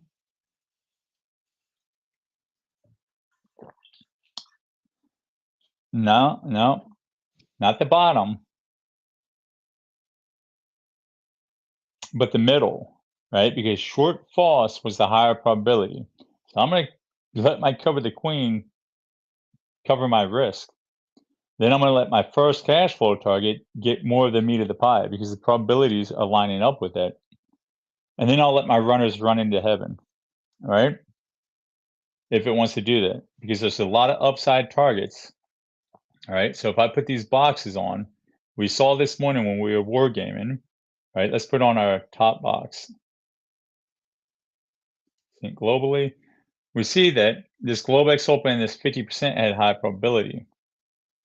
We saw that if we do a short false, we were going to make a low of the day at between 9:30 and 10, right? We knew that if we were going to go short false, what is happening? Oh, I got New York 2 selected. Let me get rid of that. Right?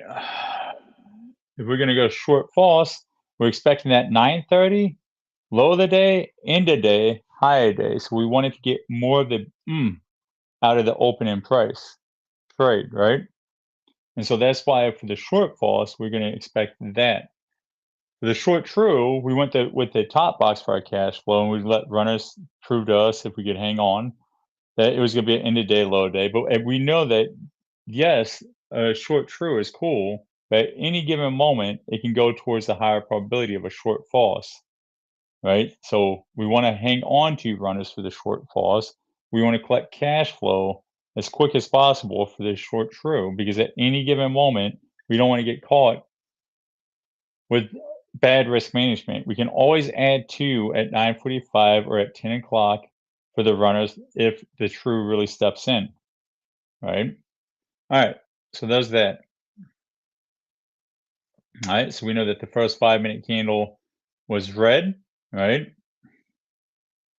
Second 5-minute candle, and right here, right, we get some cool stats. All right, these are the MAEs of the successful true days. At no point should it have ever breached this red point if it was going to stay below here.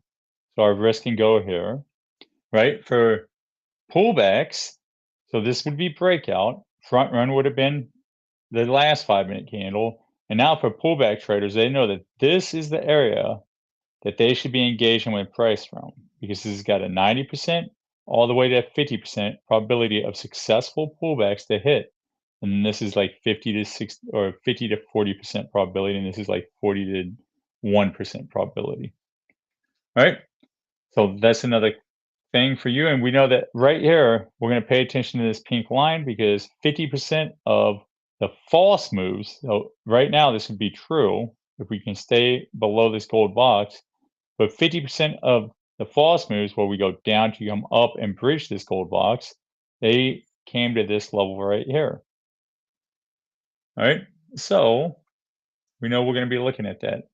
We know that there's still, just like this green pullback has a 70 to 90% probability of pullback, we know that this green box, right, coming from the 730 to 830 MFE has a 70% probability. So between this cool little low right here, all the way to this green box, you think 100, 99, 98, 97, 96, 95, blah, blah, blah, 80, 79, 78, 76, 75, 70. And then from this green box to here, 50, right? So you should be thinking that way, right? All right. So now we know we're just looking for the 4-step reversal or the shorts for the short true. All right, you hit the 70% probability. You hit your cash flow target to the downside. You're approaching the peak line, right? 945 opens up, and you come to cash flow box number 2, right? For the true, you start breaching the area that we said we don't want to see breached. Now, I'm not one of these guys who thinks we have to have a close or a touch. Like, no, like I want to see what live price is doing. Is it stepping below this P12 low and finding footing, or is it sucking back into the range? Yeah, we touched it, but that does not mean it's instantly going to be a true. I definitely start thinking, yes, absolutely true. If we can definitely start closing, and the farther away from 930 we get and staying underneath this 10 basis points and staying below the 930 midpoint and the low, like I'm thinking true state. What can we do? We started sucking back into the range. Then we start attacking it again. And then we start sucking back into the range. All right, so at this point, this could have very easily been read as a 945 reversal, right? All right, 10 o'clock's opening up. All right. Our hour probability flags and our 3-hour probability flags, meaning the 11 o'clock and the 12 o'clock. We'll make this red for the hour. We know 11 o'clock's probability flag is underneath this low. We know that the 12 o'clock probability flag is underneath that low. We know that we are in, no, we go this one. Actually, I kind of like black. We're going to do black. Red and black, Intimidator. All right. So we know that they're both down, even though we're starting to look like we're going to do the first step of the 4-step reversal, right? 4-step reversal is not done until instat low, 10 o'clock takes out 9 o'clock's high. Right? We start rejecting, we start feeding back into this footprint. Start bouncing off the 5 basis points. We're going to let Q2 show us, right? Q2 opens up, it takes out Q1's low. So we're in the second hour of a 3-hour, all right? We're going to look for sweepers, and we're going to look for Q3 and Q4 quarters break to see if this is an apex up or a line signature down, right? Again, right? This is the area that we said we'd go true. Is live price confirming it, right? Well, with all these wicks, it's not, right? And why do we do the sweeper? Because you can see statistically, right? You can see, right, the mid, oh, this is the 3-hour one. You guys don't want to see the 3-hour stats, right? We know if this is a true sweeper and it's going to give us an apex up, right?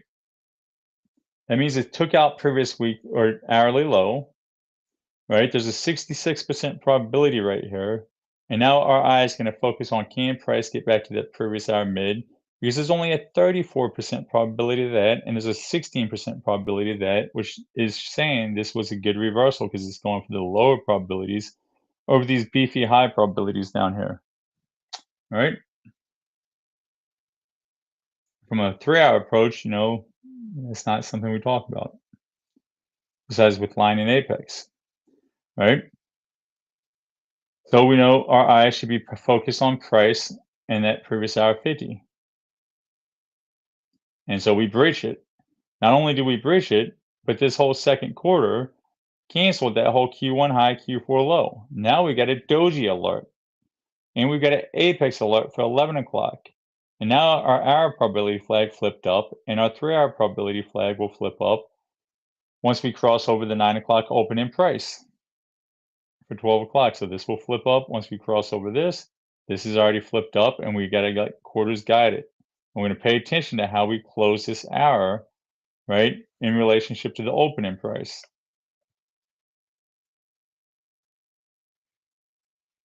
All right. So, and we're also expecting a doji hourly candle, meaning more wick than body. All right. So Q3 is opened up. Q4 opens up, takes out Q3's high. We already have a doji alert. We already have an apex signature, right? We're just paying attention to how we want to close because that will determine whether 12 o'clock hourly flag will go for 11 o'clock. But right now, it's up here. Right? And so 11 o'clock opens up. Right there. And you know now, 11 o'clock, you've got an apex alert up. So you're expecting 1 hour down, 2 hour down, and then 3 hour up. Right?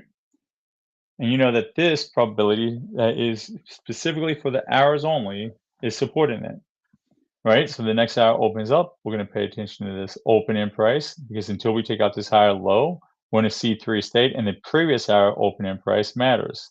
Once we take out a higher low, then we use quarters to guide it. There's your apex.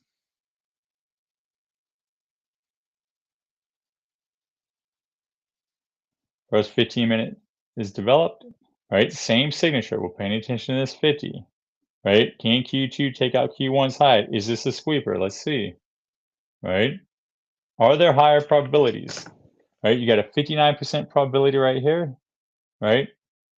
Damn it, I did the wrong one again. It's the 3 hour. This is the 1 hour, right? You got a 60% probability here. If we breach the midpoint, right? Number one, if Q2 takes out Q1's low, you're expecting Q1 high, Q4 low, and if we breach that midpoint, live price is saying it wants the 24% over the 60% probability, all right? So like I use opening prices as like your changes in your stated delivery or your change of character, like if you're a market structure. I use 50s as like that market structure shift approach. That's as much as I know about structure. I'll just leave it at that. Right? But that's my decision points. Right? All right, we can turn that off. Are you guys listening? Because you're not typing in the chat. And it's scaring me. Somebody type in the chat. You guys are awkward. While you do that, I'm gonna get a drink. Wake up! Just scared somebody. You did. Ooh, Bark 28. Thank you. All right. Is this helping you, Bark 28? Is you're new?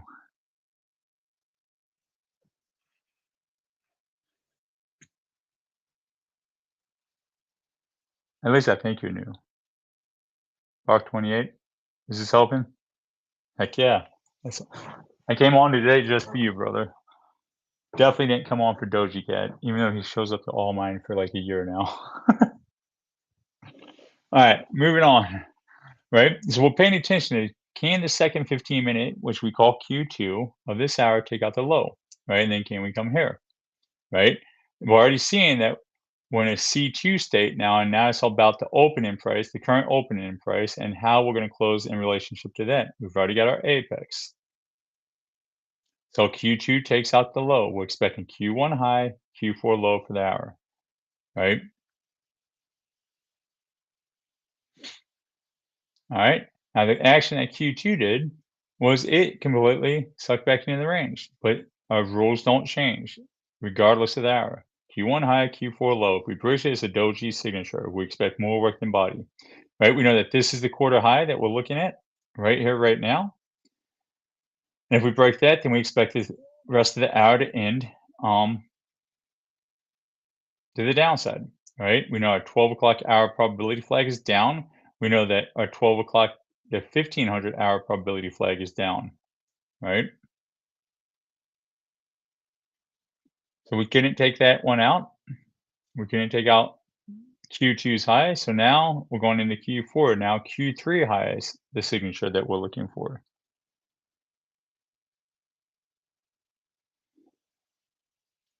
There's your Q1 high, Q4 low. You breached the previous hour 50. Got great structure. We know New York 2 is developing right now, so we can get stats on the afternoon range.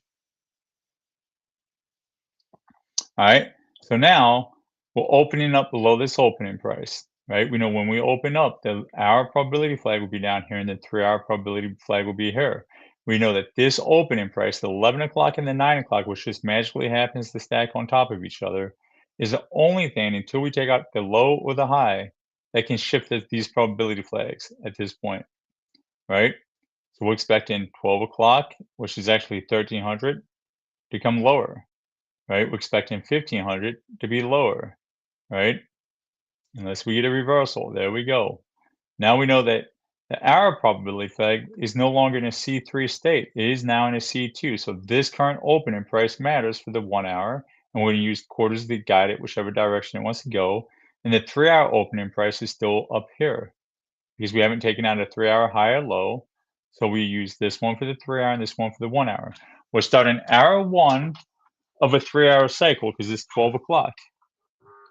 And we know that we're going to be looking for the perfect line signature, the false 05, or the first 5-minute line signature to the up or the downside within this hour, specifically the first 15 minutes. And we're going to let Q2 confirm it. Then we're going to let the doji alert, if we get it, confirm if it's true or false, right? All right, Q1 opened up. We can shift this over here, right? And Q2 takes out Q1's low. So we're expecting Q1 high, Q4 low, right? We know that the quarter probability, this high will be the alert if we decide to have this hour be a doji alert, right? We know that 1500 is still down. 1300 probability flag is still down. We're expecting Q1 high, Q4 low.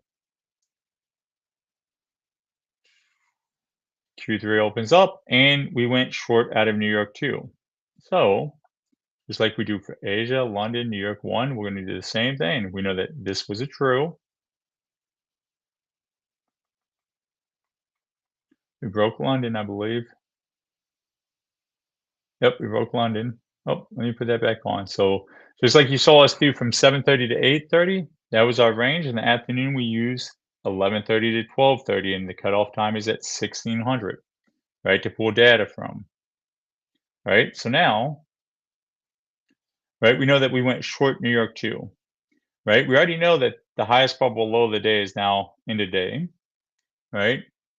And so New York 2 has a 58% chance of true continuation down versus a false reversal up, right? So just like we do in the mornings, our price models confirm the structure. So we'll expect an end-of-day, low-of-day, trend down, right? But we still have to look for the lower probability, all right?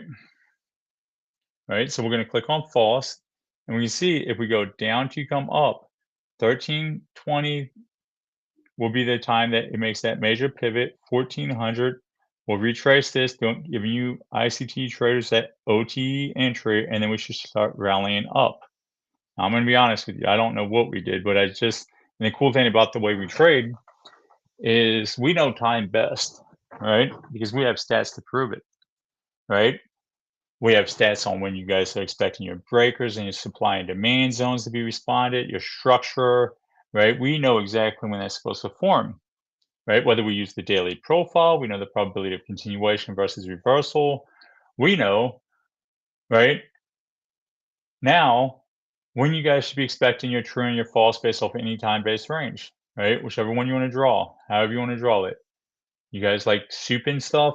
Right, I think I said that, right? Soup and stuff, right? We know when your soups happen, right? So the day I wasn't able to attend the market since I got off error, right? Because I was busy, right?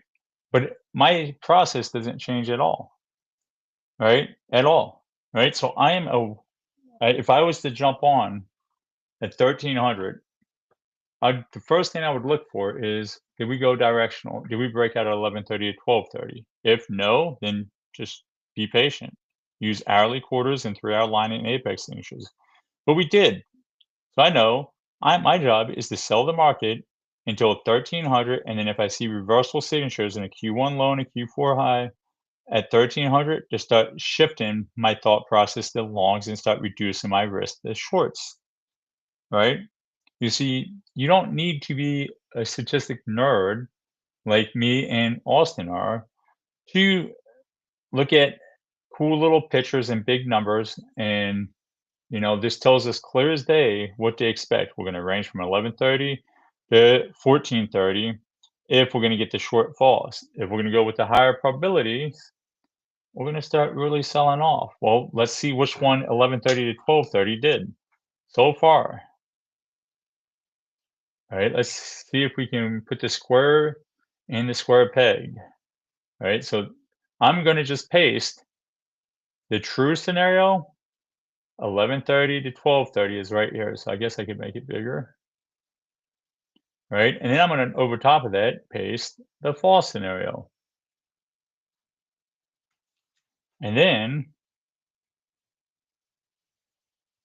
we're going to let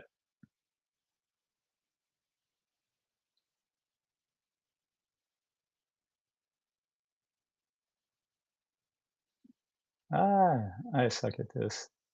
All right, and then I forgot how to do it. So right here is 11:30. Right here. Right? There's 11:30 and this is 12. So does 11:30 to 12 look like this? We went down, we came back up, and then we sold. Or does 11:30 to 12 look like this? Right? It looks more like this, which is a higher probability. All right? That's it. So now we know right out of the gate, we're expecting a short true, and it's just 12:31. Why? Because the statistical structure of the true came in, but we're going to be aware at 1300 for that reversal anyway. Golly. I can see why people fight statistics, because it takes all of your ego, pride, and your data boys away, right? All right, so we're expecting Q1 high, Q4 low, right? We know that 1300, we're paying attention. All right, we start getting retracement. We know that Q3's right here. Q3 high is the high to give us a doji alert. Couldn't take it out. Q4 opens up. There's your Q1 high, Q4 low. Right? Now we're going into 1300. We know that, if I put, I'll do it. You guys better be glad I erased it. If I just look at this, right, from 1130 to 1300, right, back to this, right, we did not see this. We did see this. Right, this is exactly what we saw actually. Right, I'll even put the timestamp on it.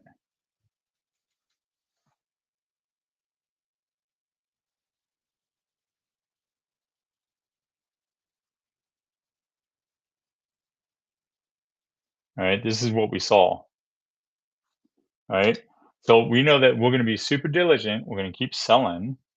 All right, because we're expecting end of day low of day. We already have a 1236 low of the day that's supporting that end of day low of the day. We already got structure telling us we've got 2 hours giving us Q1 high, Q4 low, Q1 high, Q4 low in a row. Right, we got a false 05 line signature down. We've got our probabilities for 1400 and now 1500, right? All to the downside, right? 1300 better be very, very, very, very, it better be very obvious when it comes to trying to get us to engage with longs, right? Mask Cat, right? It's really good seeing you. He's a very good friend of the boot camp, and he's also a very, very good contributor of the boot camp. If you start looking into some of the tools, right, you'll see that he is, I'll just put it like this. He is one of the few students that over the last 8 months, right, has had 6-figure monthly back to back to back for 8 months straight. But you can see where I like to give him his shout out. Mass right here, and that's his profile picture. He's a really good friend of the community. All right, moving on.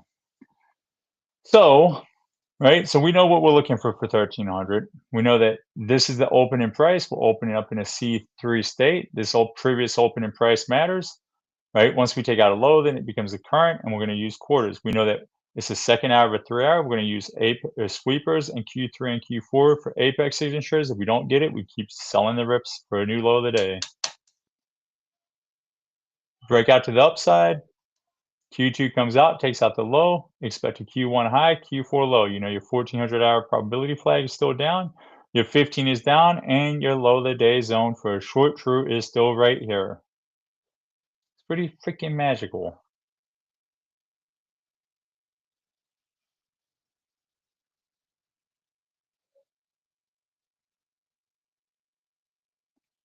All right, 1400 is opening up, the same thing. This is the opening price that matters.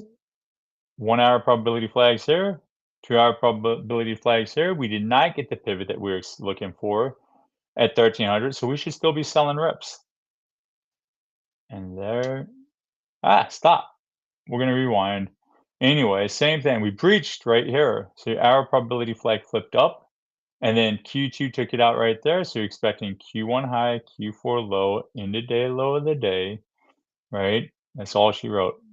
And that is your war game for today, ladies and gentlemen. What are your thoughts? What are your questions? Did you have fun?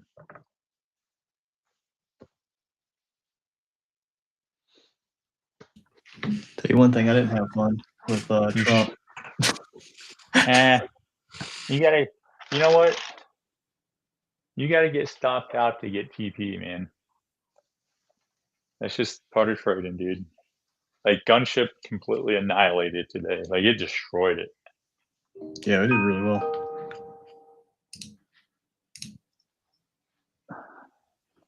All right, just a quick reminder, I won't be doing War Game tomorrow. Check out Austin's tweet for the War Game. And I won't be doing re-engineering neither. If any of you cool bootcamp members would like to do re-engineering in the Discord, feel free to. If any of you cool bootcamp members would like to jump on stage with Pocket tomorrow and do War Game with him, you're more than welcome to. But I'm not going to pull your arm. Other than that, I got nothing else. Dope. Well, guys, this was another long stream, and I think it was a really good one. I think today you guys got to see another just great example of just same repeatable workflow. We can't. We're a broken record every week because that's what profitable trading is. You just show up, do the same thing, learn from any mistakes or misalignment that you had, and then show up again tomorrow. So hope you guys got value. I am going to have a very long sleep tonight to get caught up on my sleep debt. And we're going to hit the ground running tomorrow, ladies and gentlemen. So have a great rest of your all's day. Stay grinding on your goals, and never, ever, ever let anyone tell you that you can't do something they never done themselves. I'll see y'all later. Bye, everybody. Later.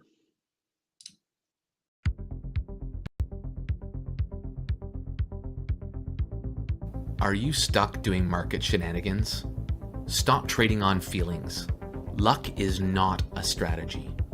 Trading demands discipline and a detailed business plan. Stop rushing to failure.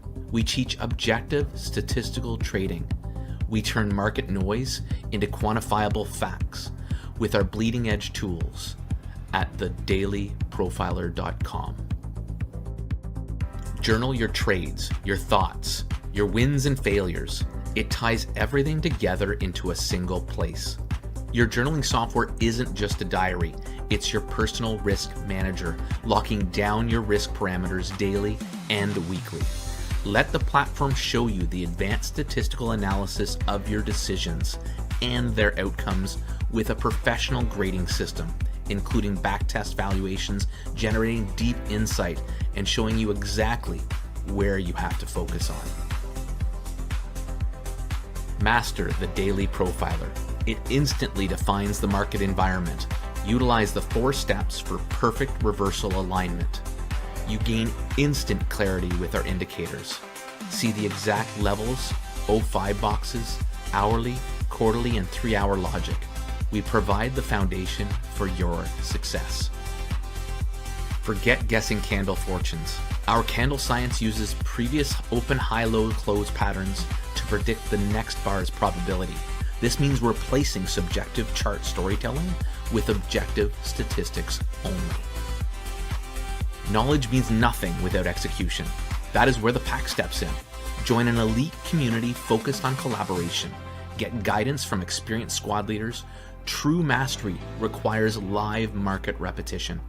Our job is to move you from familiar to proficient to mastery. Stop guessing what happens next. Define